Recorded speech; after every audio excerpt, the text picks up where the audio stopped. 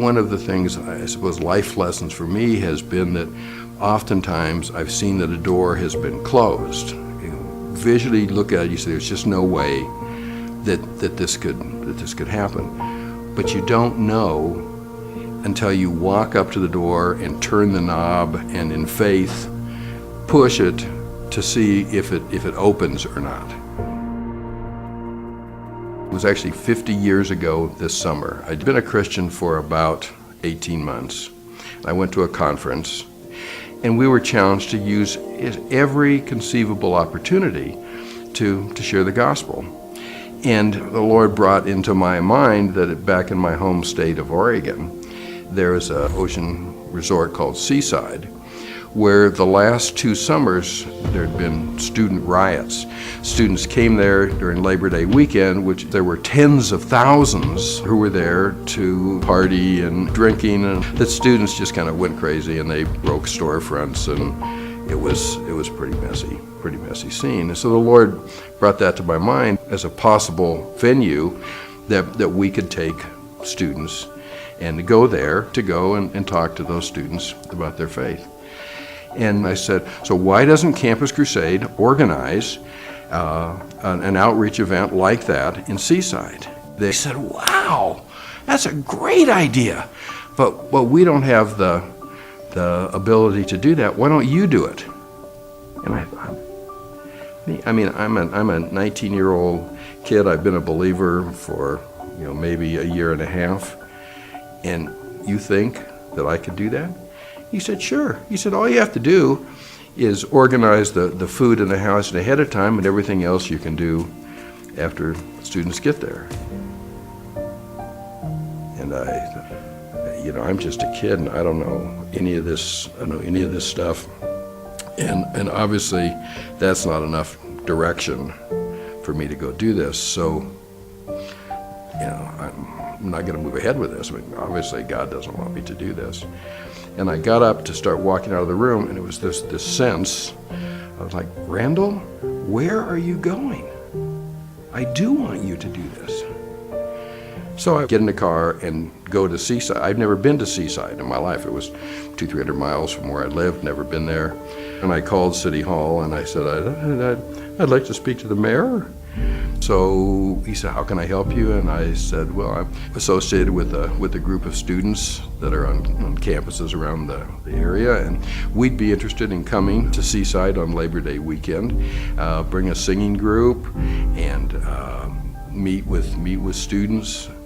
And he said, no, you don't understand. Seaside will be under martial law on Labor Day weekend.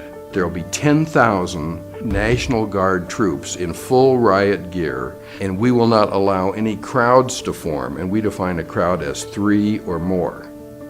And no, it just wouldn't work at all. And besides that, it's under the control of the governor, and so it's out of our hands. But no.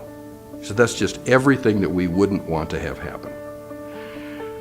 So goodbye. So I hung up the phone. It was that same sort of sense of, Randall, God haven't changed what I want you to do here.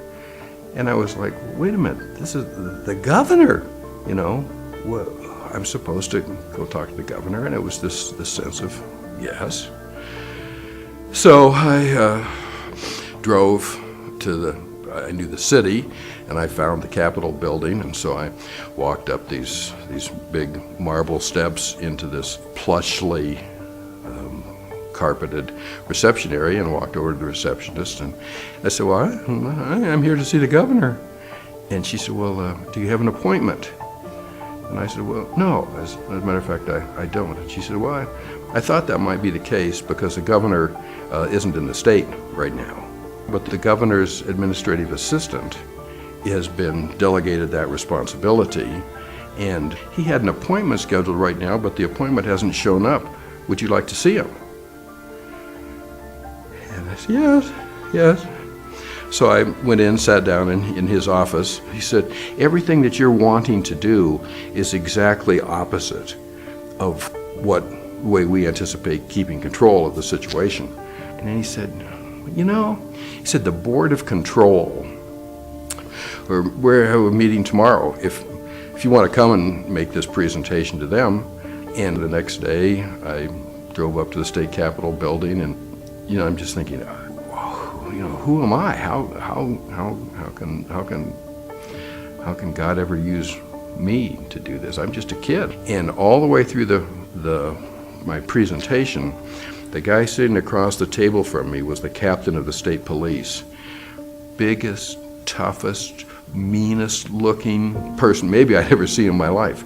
And he was just staring right at me all the time I was talking. And I got done, I said, I'd like to have your permission to move forward with this.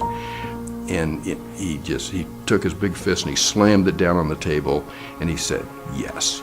He said, we need to do this, and I want us to fully support what you're doing.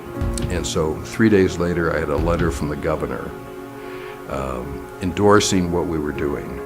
God delights in taking people who are not qualified by any sense of standard. If anyone humanly was going to choose someone to head up this project, they wouldn't have chosen a 19-year-old junior in college who'd never been to Seaside, who'd never been to the state capitol, who probably couldn't even spell governor.